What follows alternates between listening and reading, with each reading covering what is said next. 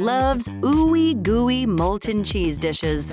A quick search will bring up video after video of the stuff.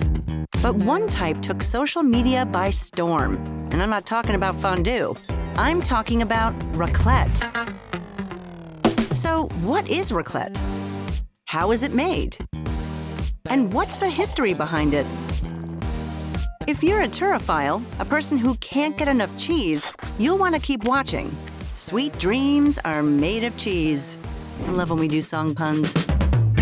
Raclette is a Swiss-French type of melted cheese not to be confused with fondue.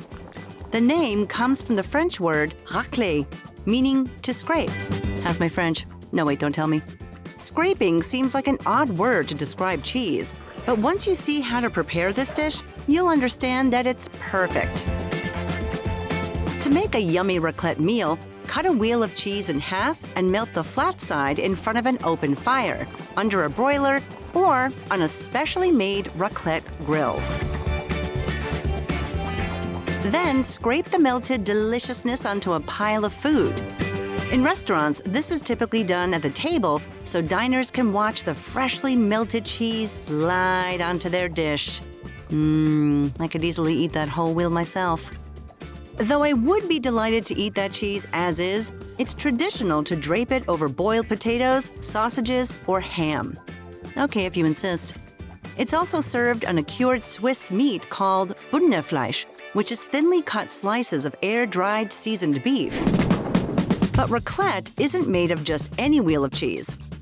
The cheese comes from Valais, Switzerland, and that's still where the most authentic raclette cheese is made. It has to meet some requirements. First, cheesemakers must use only raw, unpasteurized milk from cows that have grazed on the grass of the Swiss Alps. Known as Heron's cattle, this breed of cow is the smallest in Europe and is named after the Val d'Arens region, an idyllic alpine valley formed by the long-gone Herons Glacier. And the cheese must be aged for at least 3 months.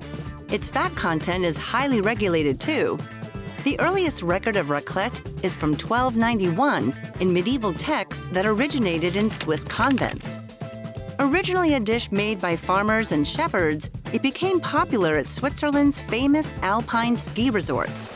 A perfect après-ski meal, meaning post-ski meal, skiers would hold the cheese to an open fire until it was perfectly melted.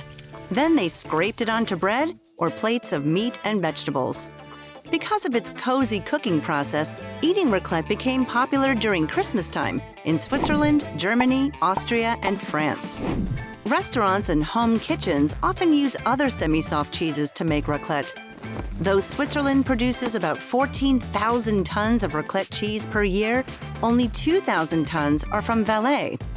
So if you want the real deal, a Swiss vacation might be in order. Restaurants like Raclette in New York serve authentic raclette cheese in the traditional style.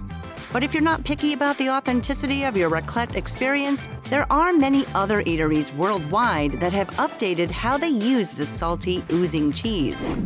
You may find raclette poured onto a burger or sandwich. Sometimes mustard seeds, black pepper, or truffle are added to the cheese. Yes, please. An Australian wine bar called Smithward even serves rack and mac, which is, as you probably guessed, a macaroni and cheese version. Must try this immediately. No matter where or how you enjoy eating raclette, we won't judge you. Well, maybe just a little bit. Who can resist this simple, satisfying way of eating cheese? I sure can't. If eating melty cheese is your thing, you might want to learn about the history of the stadium staple nacho cheese. Find out all about it in another episode of Origins of Food.